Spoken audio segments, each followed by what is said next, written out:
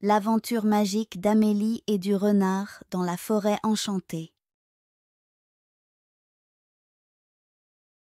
Il était une fois, dans un royaume enchanté, une magnifique princesse nommée Amélie. Elle vivait dans un château somptueux, entouré de majestueuses montagnes et d'une dense forêt mystérieuse. La princesse, curieuse de nature, rêvait d'aventure et d'exploration. Elle eut un jour l'idée audacieuse de partir à la découverte de la forêt enchantée. Cependant, Amélie n'allait pas se lancer dans cette aventure seule. Elle se lia d'amitié avec un renard rusé et malicieux qui vivait également dans les bois. Ils se rencontrèrent et se promirent de toujours se soutenir lors de leur périple. Un matin lumineux, alors que le soleil se levait à peine, la princesse et le renard se dirigèrent ensemble vers l'entrée de la forêt enchantée. Leur cœur était rempli d'excitation et de curiosité, prêts à affronter les épreuves et les merveilles qui se trouvaient devant eux. Ils marchèrent d'un pas alerte en traversant les clairières aux herbes hautes, sautèrent par-dessus les ruisseaux scintillants et escaladèrent les arbres majestueux. À chaque pas, la forêt semblait les envelopper de son énergie mystérieuse et puissante.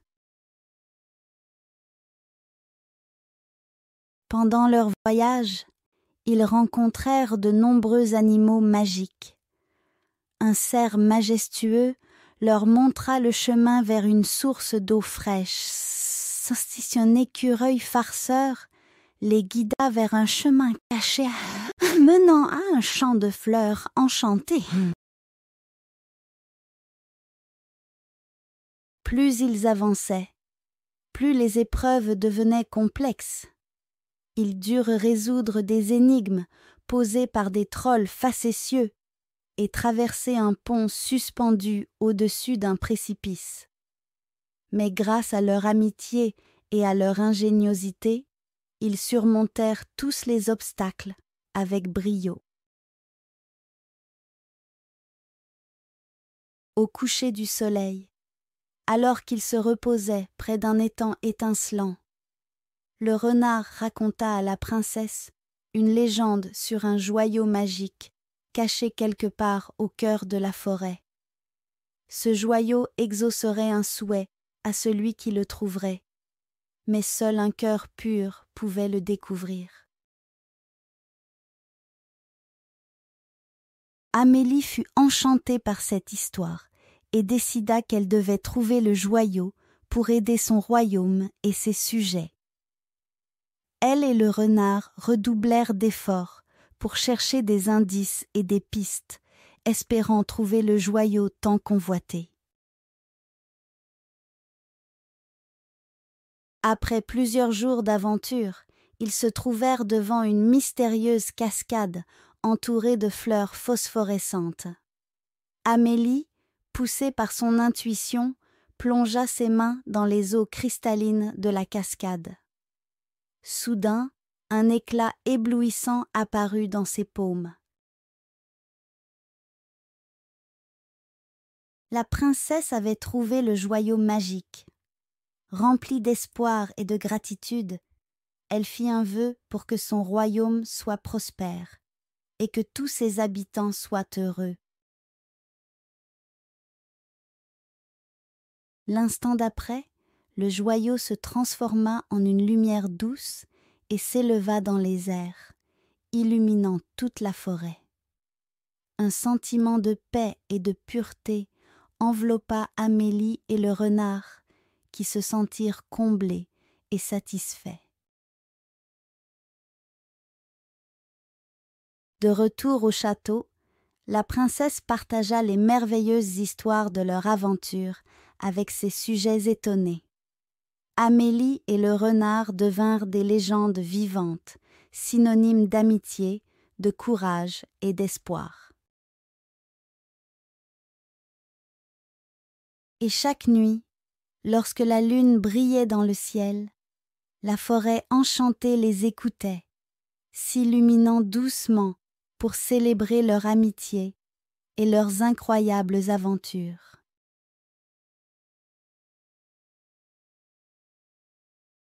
Les aventures effrayantes de Max et ses amis fantômes à Paris.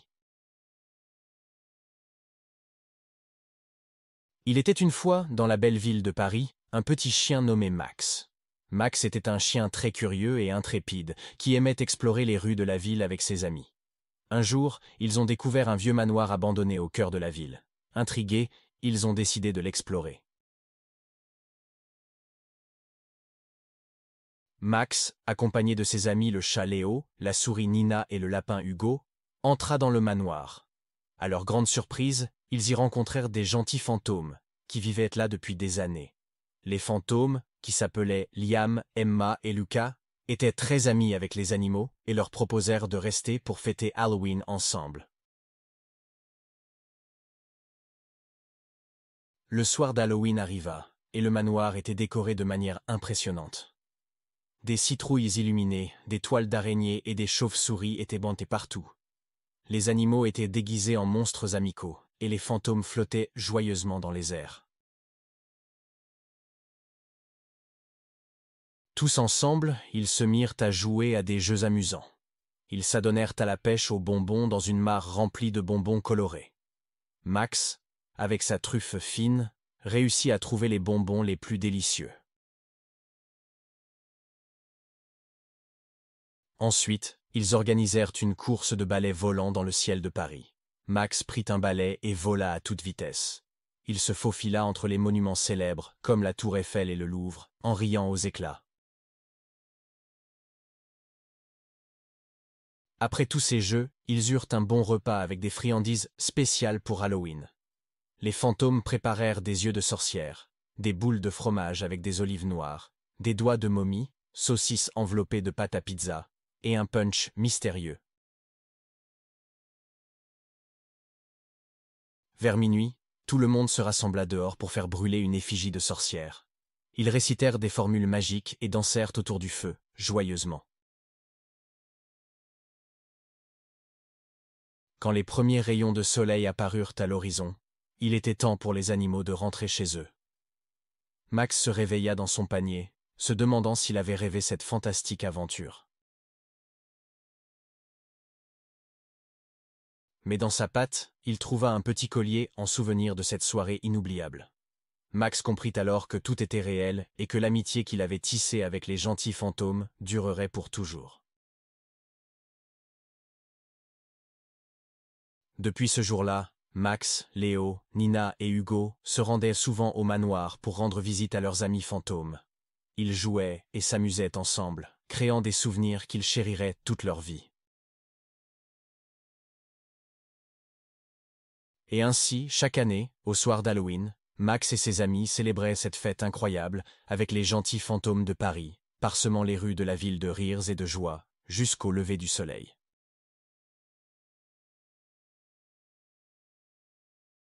Le pendentif magique des souris mignonnes. Il était une fois, dans une petite ville, nichée au creux d'une vallée verdoyante, un groupe de souris mignonnes. Ces petites créatures grises étaient connues pour leurs adorables minois et leurs drôles de petites oreilles pointues. Elles vivaient en harmonie avec les autres animaux de la forêt, dans de petits nids douillets, cachés parmi les buissons et les arbres. La ville, tout comme ses habitants à poil, était empreinte de magie. Les souris mignonnes aimaient se promener dans les ruelles, à la recherche de trésors tels que des noisettes savoureuses et des perles égarées. Elles avaient même instauré un petit rituel. Chaque soir, elles se réunissaient toutes sur la plus grande branche d'un vieux chêne, pour parler des aventures de la journée. Parmi les souris mignonnes, se trouvait Margot. C'était la plus audacieuse du groupe, toujours prête à partir à l'aventure. Un jour, alors qu'elle explorait les abords de la ville, elle découvrit une étrange clairière, dissimulée derrière un rideau de lierre. Intriguée, Elle entra avec précaution et se retrouva dans un lieu enchanté. Au cœur de la clairière, il y avait une grande fontaine. L'eau qui jaillissait de son centre était d'une pureté cristalline. Margot s'approcha de la fontaine et aperçut son propre reflet dans l'eau. Mais à sa grande surprise, elle vit également un minuscule pendentif scintillant au fond de la fontaine. Sans hésitation, la petite souris plongea dans l'eau et s'empara du bijou. À peine l'avait-elle fait émerger qu'une fée apparut devant elle. La fée sourit et dit « Bravo Margot, tu as trouvé le pendentif magique qui renferme tous les souhaits que tu pourrais avoir. » Les souris mignonnes étaient réputées pour leur amour inconditionnel envers les autres animaux, et Margot ne voulait pas garder ce pouvoir pour elle seule. Elle pensa immédiatement à tous les amis de la ville et décida de retourner au plus vite, pour partager cette incroyable découverte. Une fois de retour, Margot se réunit avec ses amis souris et leur raconta son aventure extraordinaire. Ils décidèrent donc d'organiser une grande fête dans la clairière enchantée. Tous les animaux de la forêt étaient invités. Le jour de la fête, chacun arriva en portant un cadeau pour Margot. Les écureuils apportaient des noisettes supplémentaires, les oiseaux des plumes multicolores et les papillons de magnifiques fleurs. Tous, ils apportaient une petite part de leur amour à leur ami souris.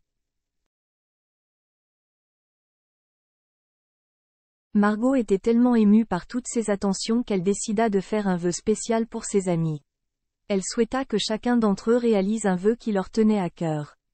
En un instant, tous les souhaits furent exaucés, les grenouilles chantèrent plus mélodieusement que jamais, les lapins devinrent aussi rapides que le vent et les papillons retrouvèrent leur éclat initial. La magie continua encore longtemps après cette fête mémorable. Les souris mignonnes vécurent de nombreuses autres aventures, toutes plus captivantes les unes que les autres. Mais chaque soir, elles se retrouvaient sur la branche du vieux chêne, pour partager leurs exploits et rendre grâce à la clairière enchantée. Et c'est ainsi que, grâce à l'amitié et à la magie, les souris mignonnes continuèrent à égayer la ville et à répandre joie et bonheur dans le cœur de tous les animaux de la forêt.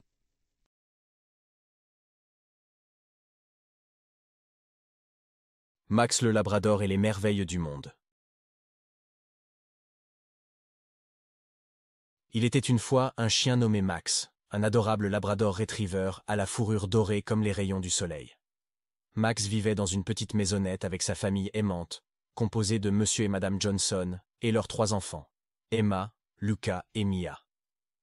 Max était très heureux de vivre avec eux, mais il rêvait d'aventures et de voyages autour du monde. Un jour, alors que Max se promenait près d'une bibliothèque, il découvrit un vieux livre de géographie abandonné sur un banc. En le reniflant d'un air intrigué, Max pouvait presque sentir les pages dégageant une mystérieuse magie. En ouvrant le livre, il trouva une carte qui lui montrait les merveilles du monde entier. Max décida alors qu'il était temps de réaliser son rêve.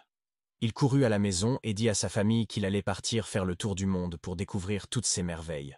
La famille Johnson était triste de le voir partir, mais il savait que c'était ce que Max désirait le plus. Max se mit en route, sautillant avec joie et excitation à chaque pas.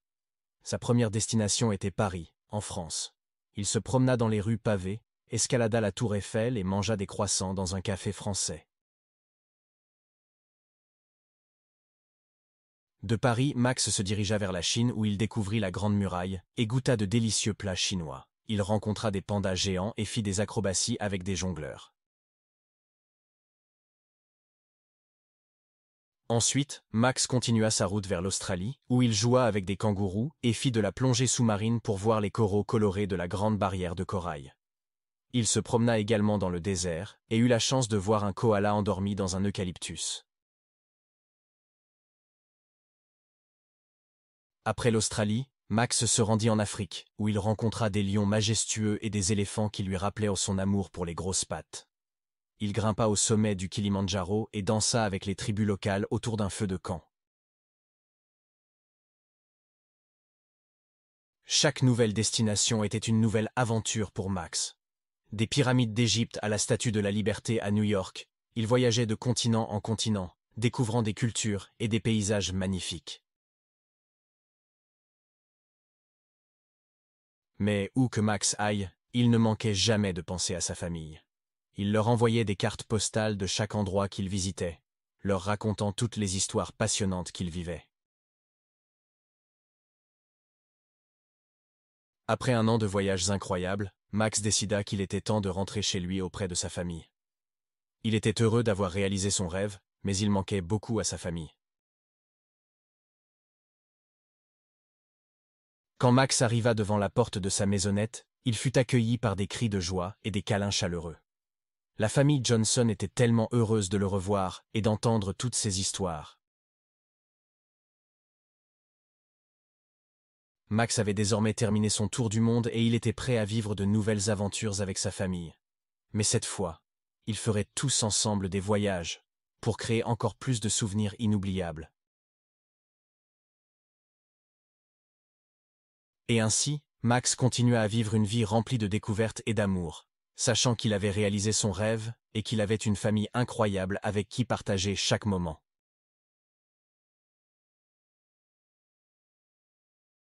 Filou le courageux écureuil de Londres. Il était une fois un écureuil nommé Filou, qui vivait dans une forêt enchantée, loin de Londres. Chaque jour, Filou regardait les oiseaux migrateurs prendre leur envol vers des destinations lointaines et rêvait de voyager lui aussi. Un matin, alors qu'il faisait une promenade matinale, Filou trouva une carte étrange cachée sous un arbre creux. La carte montrait un chemin qui conduisait à Londres, une ville immense et mystérieuse pour Filou. Rempli d'excitation, il décida de suivre la carte et d'explorer ce nouvel endroit. Après des heures de marche, il arriva finalement à Londres, où il fut émerveillé par les lumières étincelantes et les gratte-ciels impressionnants.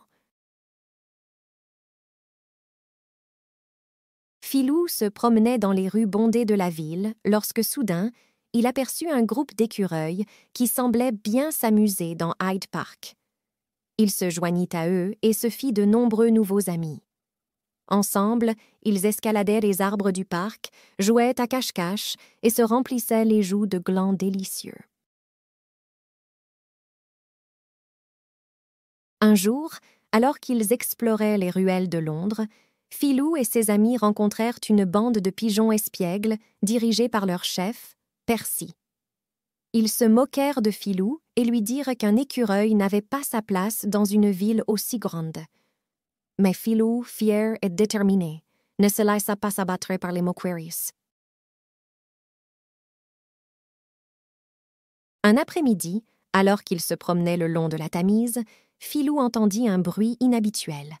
Il se précipita pour découvrir qu'un oiseau avait perdu ses plumes et était incapable de voler. Filou, avec générosité, grimpa sur un arbre et utilisa ses acrobaties pour atteindre les plumes et les apporter à l'oiseau. Reconnaissant, l'oiseau lui dit qu'il était un messager de la reine d'Angleterre et qu'il avait été envoyé pour remercier Filou de son acte de gentillesse. La reine, touchée par l'histoire de Filou, décida de faire de lui un ambassadeur de la paix entre les écureuils et les oiseaux. Elle organisa une cérémonie en son honneur où Filou reçut une médaille et un nouveau titre. Filou, le défenseur des animaux. Depuis ce jour-là, Filou était respecté et admiré par tous les animaux de Londres. Le petit écureuil était si heureux de sa nouvelle vie qu'il décida de rester à Londres pour toujours. Il ne manquait jamais une occasion de raconter des histoires merveilleuses aux enfants dans les parcs et les jardins de la ville. Les humains l'adoraient et il était devenu une véritable légende dans tout Londres. Filou avait réalisé son rêve de voyage et d'aventure, mais il avait également découvert quelque chose de plus important, le pouvoir de l'amitié et de la gentillesse. À travers ses voyages et ses expériences, il avait appris que peu importe où l'on se trouve, ce qui compte vraiment, c'est d'avoir des amis sur qui compter. Et ainsi, Filou continua de mener une vie incroyable à Londres, toujours prêt à aider les animaux dans le besoin et à partager des moments de joie avec tous ceux qu'il rencontrait. Son histoire se répandait dans le monde entier, et les enfants du monde entier rêvaient de rencontrer ce courageux petit écureuil qui avait conquis les cœurs de tous dans la grande ville de Londres.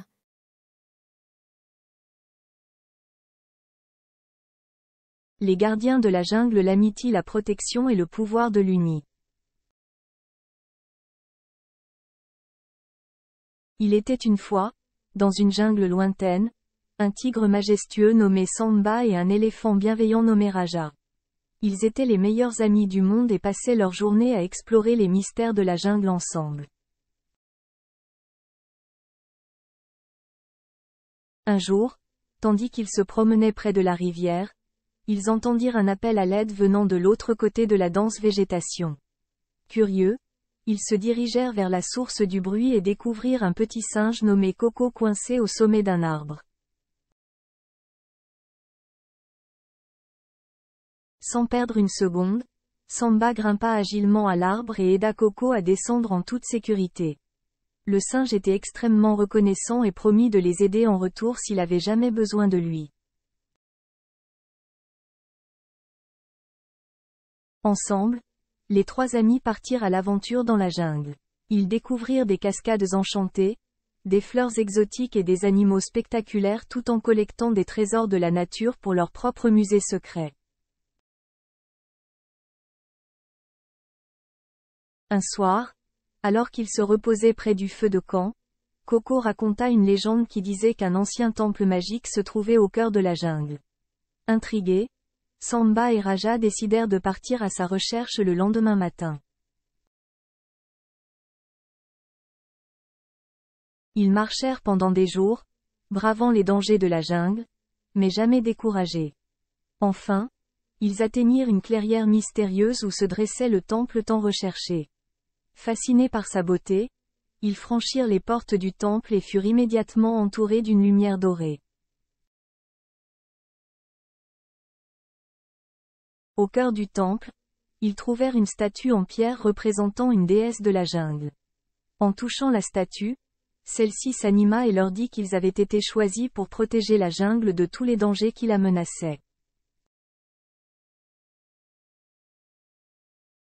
Pris de fierté et de responsabilité, Samba et Raja promirent solennellement de défendre la jungle contre toute menace. Ils obtinrent également des pouvoirs magiques qui les rendaient encore plus forts. De retour dans la jungle, les deux amis utilisèrent leurs nouveaux pouvoirs pour repousser les braconniers qui cherchaient à capturer des animaux sauvages. Ils se battirent courageusement et réussirent à mettre en déroute les braconniers, sauvant ainsi de nombreux animaux innocents.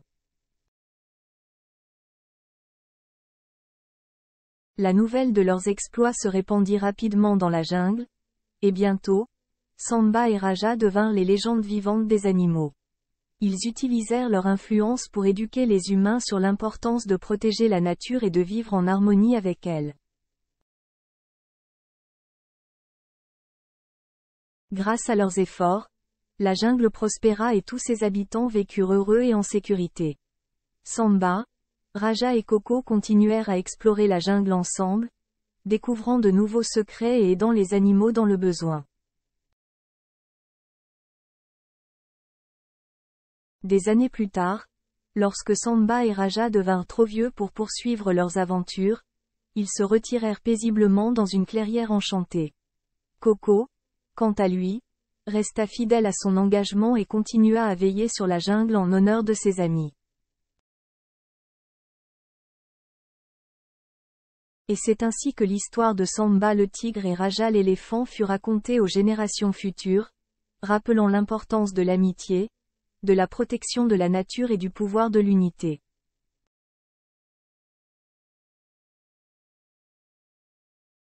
Oliver l'oiseau qui a trouvé le monde sans quitter son nid?